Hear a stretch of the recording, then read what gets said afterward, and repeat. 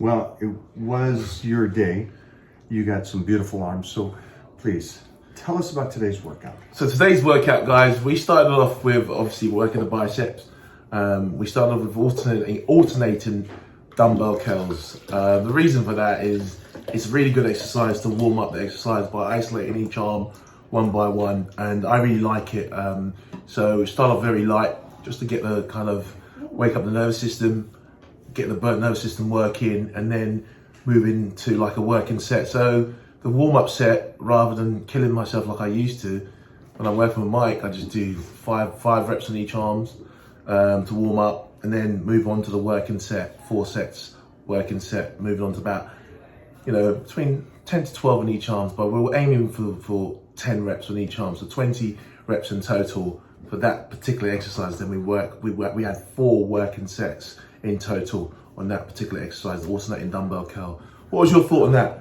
Well, a couple things I want to make sure they understand is, one is you went up to 50 pounds with your form and your technique, and I need them to understand, could he have gone 60, 70, and 80? Sure, he can lift it. Lifting is not the problem. It is keeping the form that he wants to keep, and doing the work that you want to do. Yeah, and so that was one of the main things that Jeffrey just walked in. The main thing is, can he, he's getting a massage. no happy ending. It's a shake. No happy ending. You see all the fibers going through the shoulder, the fingers. With that being said, I want them to understand that, because one of the things is they get carried away, or I hear this over and over again, and you already kind of clarified it. We warmed up, and then we got to 4 working sets. Yeah. And so I always kind of say, hey, you guys know me. I only speak about working sets. Yeah. And they get confused and like, wait a minute, so is it the 3 and this and that? And it's like, working sets is what matters. That's correct. How you get there's, like for you, it possibly changed as of late.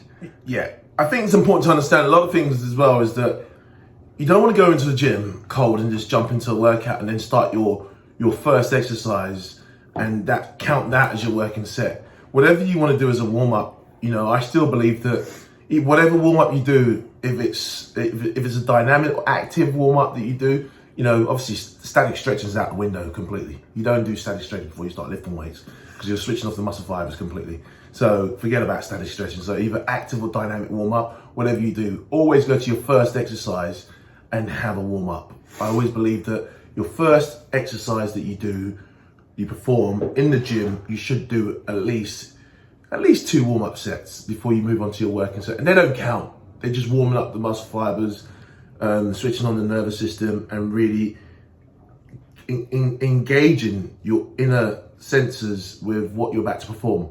So, I don't know if you can add to that, but for me, I just think I would add to it because I can hear them. Yeah. And I know what they're thinking right now. Okay, well, I did my warm-up sets for my first exercise. My next exercise, I can go right to working. Now, I'm going to say for me, no. I agree. I still go through the range of motion that I'm going to do next with another warm-up. Yeah. Every exercise I do, regardless if it's leg day, back day, chest day, I don't care if I deadlifted 700 pounds and I'm so warmed up, I will still do a warm-up set on the next exercise to get the connection, the understanding of it, and get the body ready for it. I totally agree with that. That's something I should have mentioned. I was going to mention it while we were training, but Jeffrey was busy doing something else. But what I'm trying to say is that what Mike's saying is completely correct. You can do a warm-up set on every single exercise that you move on to. You don't have to jump into your working set every single time. I use a technique in my training called progressive overload. So progressive overload is increasing the weight each and every set, but keeping the rep range the same. So when it comes to a specific exercise, when you're performing that specific exercise, like for example, what we did today, you should use a warm-up set each and every exercise you go to. And the warm-up set doesn't have to be mad. So it might only be 5 reps, like Mike does. It might only be 3 reps. It doesn't have to be crazy. You're not doing your working set. You might just say, I'll do maybe 2 sets of 3 as a warm-up set, and then move on to my working set. So it's interesting, but we're singing off the same hymn books. But for you guys out there, you shouldn't rush through your workout. I was saying to Mike, I love the gym, I love training, but at the same time, I want to get my workout done under an hour. Yeah, under an hour. You did talk about efficiency is key for me. But it doesn't mean that if my workout goes over an hour, oh my god, it was a shit workout. No, it's a time goal for me, and it just makes me work more efficiently. So one of the things I know Mike's great at interacting, but for me, when I train, I like to focus on training, and interaction is great, but at the same time, Mike's a lot more popular than I am in California, and going to Golds and going to, Powerhouse Gym, watching the way people interact with him is phenomenal. But at the same time, I'm not at Mike's level. I'm not going to say I'm at your level where, everybody's coming up to me. But when people come up to me, I'll always give them the time of the day. It's not that I'm a robot, but what I'm trying to say is I like to work in an efficient format through my workout, because, like I said, you are working on the best project you've ever been given, and that's you. But yeah, anything we can add in regards to the Dumbbell Alternating Co? I want you guys to understand everything we just talked about is a continuous pattern throughout the entire workout. So warm-ups on everything, the rest period between, he will go faster than I do. Again, the circumstances are what they are. I always say, don't blow your load on the warm-ups. No. Warm-ups is just to get the muscle understanding, the body and the mind and muscle connection understanding. And that's going to be the same throughout this whole process. We'll continue on with the workout. And again, regardless of what you see on the weights that we're using, I always say, use as heavy weight for the rep range you're doing with proper form. So everything that we're doing, there's minute changes. So again, don't look at the weight and going, well, geez, I'm stronger than him or me or Mike. And okay, you are. Congratulations. You're much stronger than us. For everybody else that's really listening to understand this, try the form that he recommended today. It was a great workout. And try to use as heavy weight you can for that without cheating. So take us through it this now. Second exercise. Second exercise. So we moved on to the second exercise. This was an incline hammer curl. For me, I love this exercise because this gives me the most amount of stretch on the biceps. I got something for 1 second, just because I was just thinking about this and I was looking over you. I'm flabbergasted and I'm looking at his beauty. Yeah. And it just reminds me of when I came to California in the 90s, because everybody at Gold's Gym, and when I traveled the world to do the expos over in Germany and so on and so forth in Russia, there was a look to the body, a density, a thickness, a healthy look to the muscle of density, time. And I'm sitting there looking at this going, this body can transform from today's day and age of 2021 to you could have walked into Gold's Gym in 1987 and stand next to like Lee Haney. And there would be so many similarities between your physique and their physique, or the Barry DeMays back then. Oh, so it's amazing. God, they're gods, by the way. They're gods. I'm just watching him, They're just gods. thinking of that. So if you guys can't tell, there's thickness to this, there's shape to this, there's structure to this, and at the beginning of this whole thing it's athletic looking. That's just an amazing compliment coming from a god himself. But from my perspective, I always work on athletic performance over everything. When I look at my physique, it's all about balancing it out. I got it from, like I said, I love Arnie. I know a lot of people may think, most recently what's gone on, forget about anything. But for me, he's still a guy that I still think had one of the most amazing physique that's ever walked the planet.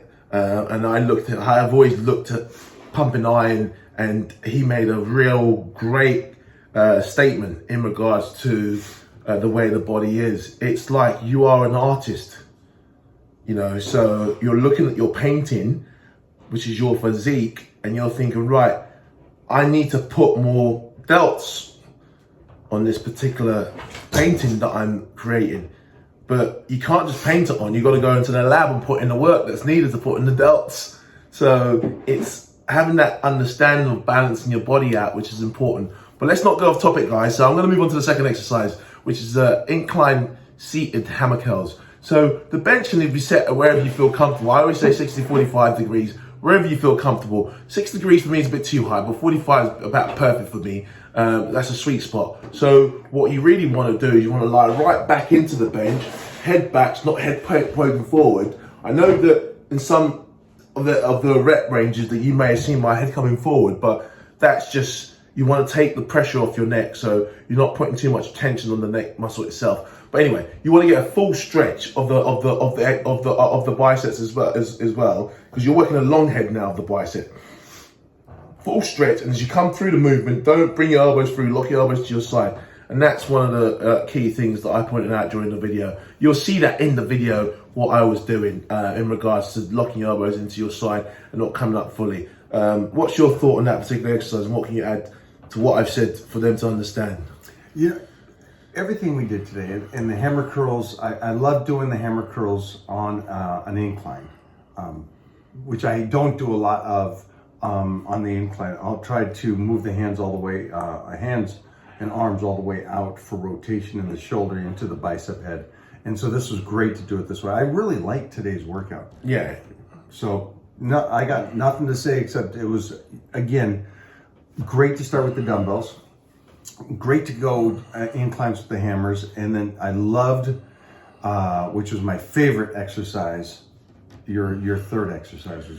Yeah, the third exercise was using the preacher bench, but rather than using the bar, I used the cables, because the reason I love the cables when I'm using the preacher, doing the preacher curl, is you got constant tension on the biceps itself. So what tends to happen when you use a bar is you lose tension. When I mean that you lose tension is the eccentric loading phase of the actual exercises.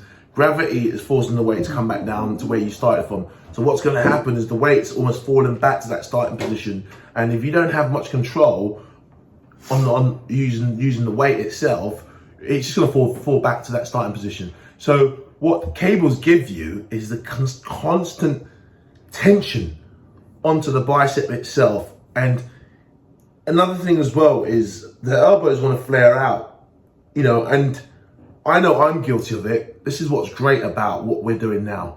These are the mistakes that I've made time and time and time and time again. I know I've made a mistake where the elbows are flared out and continue performing the rep ranges that I'm performing just to get to the 12.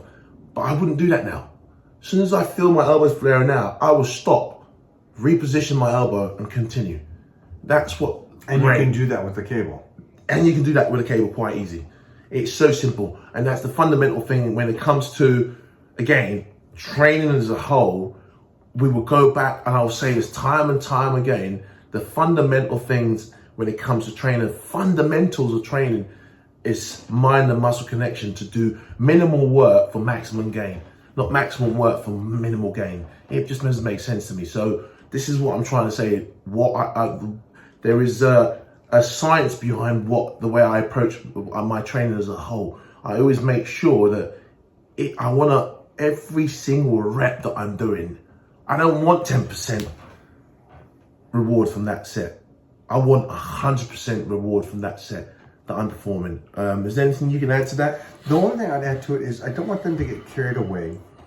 And when they do the preacher, they will do this. You're gonna like the preacher. Okay, I'm already telling you guys, you're gonna absolutely love the preacher. My girl's here. Little Striker's here. She's in the cone. So you're gonna love this exercise. This does not mean that that's it now. That's your preacher from here forward. What it means is it's a great exercise. Do it 3 times. Do it for the next 3 months. But also go back to the barbell. So even though today's workout felt great to me and it was so nice, again, anything we're teaching you, and that's the great thing about lifting, is that the preacher curl with the cable is probably one of the most fun exercises to do. Yeah, definitely. And you can get lost, and I think all of you do this at times, that you get comfortable with doing leg press the same way. You get comfortable with doing even leg extensions. I can do it 5 different ways, but you'll get comfortable with the way you do it and you stay with it. What I loved about today is that he took the workout, he designed the workout, I followed him.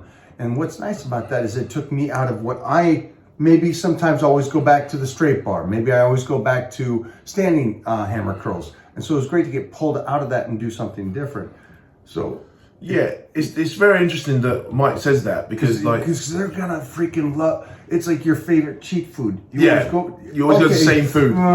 They're gonna want to go back to this preacher. Yeah, and you're always gonna think of his arms and do that. Great. But yeah, the preacher, Mike's right in what he's saying. There's definitely different ways you can do things. Even when it comes to the hammer curls, you know, you could do it seated, you could do it standing. For me, it's all about athletic performance. When it comes to athletic performance, technically we should be standing because we're going to be standing when we're doing anything athletic. But at the same time, we are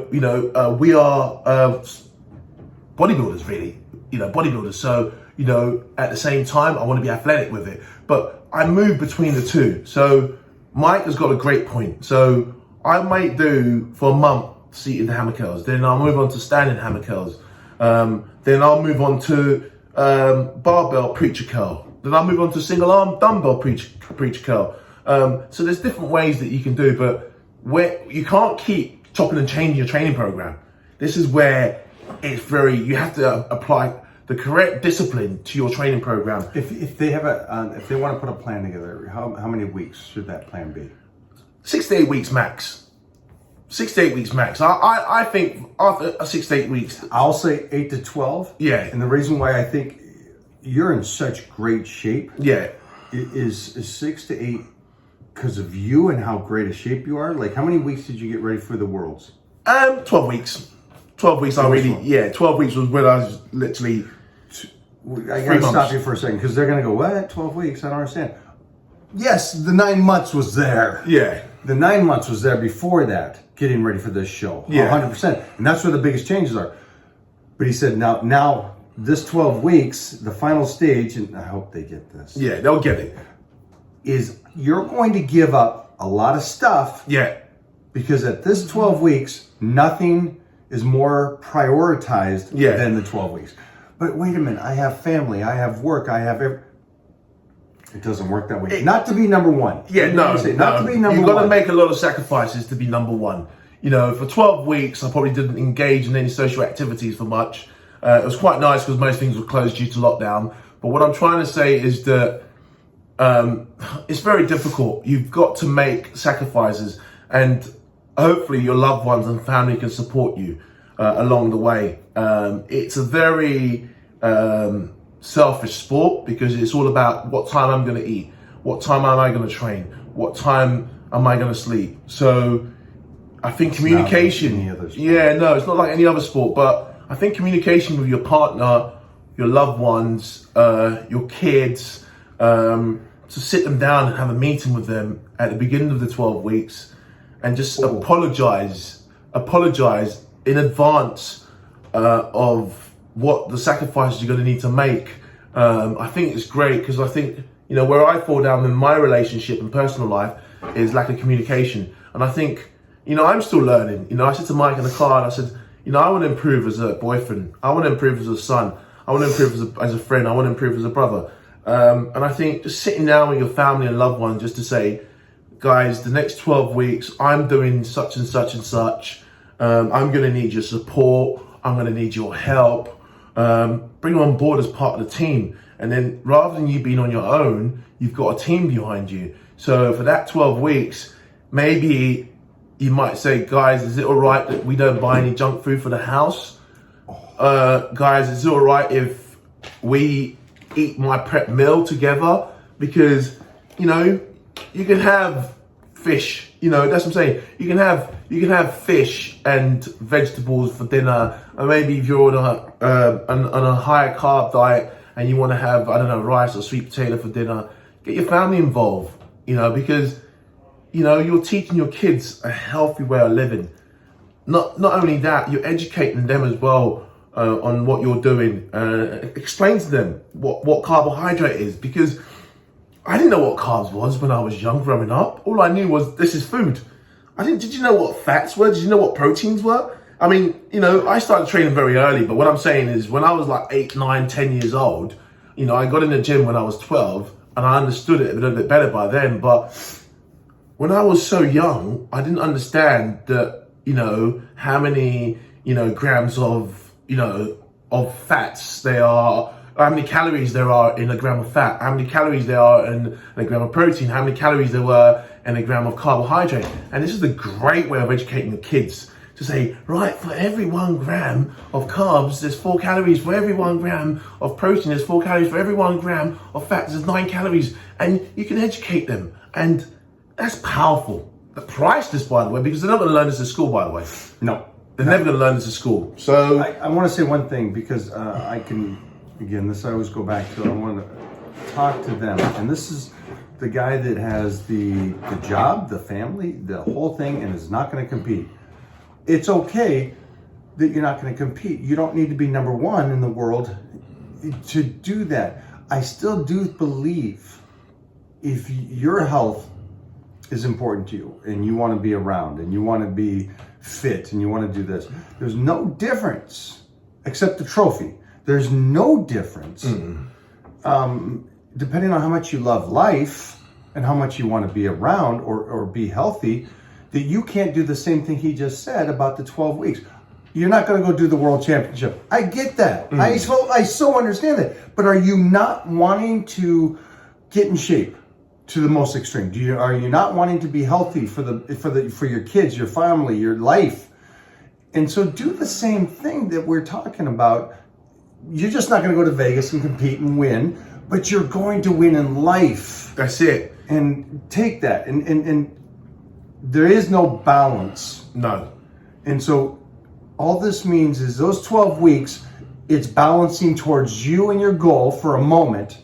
And after that 12 weeks, 100% lower it down, be consistent, keep what you created, and now give everything else to your family for the next 6 months and bring that up. Exactly. I think Mike's what's hit the nail on the head there, because health is wealth. I don't care what anybody says. Because you don't want to be that kind of guy where, you're struggling to actually play with your kids, struggling to, spend time with your families, go for long walks and things like that. So what's important is that it's health. Everything that you're doing it to benefit yourself and your family in the long run. So with that going off topic again, remember guys. No, it's not off topic because every video, when we talk to them, they see and they'll do this. Oh, but you compete. You set yourself up to do this. You can train 10 hours a day, which is ironic because we both set ourselves up to create the life and we didn't get this until late. Yeah, exactly.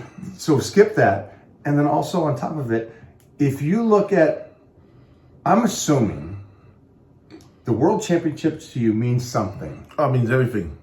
Then how can you tell me at home right now that your family doesn't mean everything to you? How is that not more important than his championship to him? So why wouldn't you do this? Family's everything. I mean, your family's everything. And I think this is the point where the sit down meeting is great. And I think communication, sit down with your kids, sit down with your wife over dinner. Just say, guys, for the next 12 weeks, show them your meal plan. If you've got a coach and you've got a coach that's created for you, say, look, these are my meal plans. This is what I'm going to be eating. Put up in the fridge so everybody can see it. Put up on a notice board so you can see it. Put your training up so they can see it. Put your schedule up. Get a diary that you share. A family diary on an app. They're so easy these days where you can let them know when you're at work. You can let them know when you're going to the gym, if you're going to be home late. Put everything in a diary so everything is structured. And these are things that I'm saying that I should really be doing myself as well. But because when I'm zoned in, I'm just about, I need to get my workout in. I need to get my meals in. You can put everything into a diary that your family shares so everybody sees what everybody's doing. If you're going to be home late, do you know what I mean? If you're going to be home late, say, you're going to have to go gym, when you finish work at 6 p.m. and, it's going to take you an hour to get to the gym. So you're going to train between 6 and 8 and you're going to be home late for dinner. You maybe let your wife know that you're going to be home late for dinner. Maybe not every single night you go to the gym after work. Maybe a few days of the week, go to the gym early before work or on your lunch break, so you're not late home every night. So give some time to your family and your loved ones, because you can't isolate them and you can't dismiss them. I think this is where if you isolate them or dismiss them, and you're going to lose them because they're going to walk away. They're not going to be able to support you, and you're going to be like, oh, but they don't give me any support because you didn't communicate. And I think, that's a great point. you know what I mean? You didn't communicate the point. Communicate, you're solid. Yeah, you communicate, and you're as long as your intentions are pure of what you want to achieve, then, you know, they may not agree with you fully. But you're at first, but what you're doing is just pleading for their support, really, more than anything. You're not saying you must support me, because they may not want to support you. You might say, look, I really would appreciate if you guys can really support me in this. I need your help, you know, because then it's on them to be like, you know what, we're going to support dad, we're going to support mum, we're going to support mum and dad, and you educate your kids along the way in regards to nutrition, in regards to training. Because if you put your training up, what you're doing, put your meal plan up, what you're eating, your kids are looking at that every day. You might be at work one day and you don't notice that they're looking at it, or they may not even tell you they've looked at it. They may not even tell you they're copying your workout. They may not even tell you they're copying your meal plan, but you put it up for everybody to see what you're doing. And you then, you know, you tell the same thing to your work colleagues, because they may be like, oh, let's go out for a drink tonight. You might be like, well, I'm not drinking. Well, why are you not drinking? Because I'm doing this plan for 3 months. Well, that sucks, isn't it? That's a bit boring. Well, yeah, but I'm just trying to be a different person for the next 3 months. You know, if they say that it sucks, it's boring, it's very easy for you to get aggressive and annoyed at what they've said. But you can say, well, I understand where you're coming from, but really, I would really need your support on this for the next 12 weeks. Just say, I understand, guys, I might not be able to join you for drinks. And if I do join you for drinks, I'll have a Diet Coke, or, if you want to have a vodka lime and soda or something, if you drink alcohol, have one drink rather than the usual 3 or 4 that you may want to have, if you're out for once a week. But yeah, that's the thing. You've got to kind of communicate to everybody around you, because when you don't communicate, people can't read minds. We're not mind readers out here. We can't read your mind, what's going on inside and what you're doing. So yeah, but you can achieve it. Remember that. If you've got yourself a coach, you've got yourself a training plan, you've got yourself a meal plan, all you've got to do is follow that plan. Print it off, let everybody know what you're doing. Let the world know that you're coming for the world championship in your life. Not necessarily, on stage, but world championship in your life. But yeah, moving on. So done with that. We're done with that. We're done with that one. Yeah, we're done with that. Enjoy this. I will say the most important thing for me out of this video, and hopefully you guys got it too. Wait, Mike. We gotta talk about the triceps. Well, not on this one. We're not giving them that. We're not giving them. We're gonna come back tomorrow with that. But for me, I think the workout is the workout. Yeah, and we love the workout. The discipline to do the workout. I think for me, the favorite thing on this is to sit down with the family, talk to them, and say, hey, for the next 12 months, I'm goal setting. And I hope you guys at home will enjoy this and follow some of the directions he has given you today. Again, you're talking about the 3-time world champion. Free time, baby, free time. This is not all for this. Tomorrow we will have a tricep workout up for you guys. So enjoy. God bless you guys. Thank you very much for listening. We're gonna go check in on Jeffrey to see how his massage is going. Massage? He's having a massage. Bye, guys.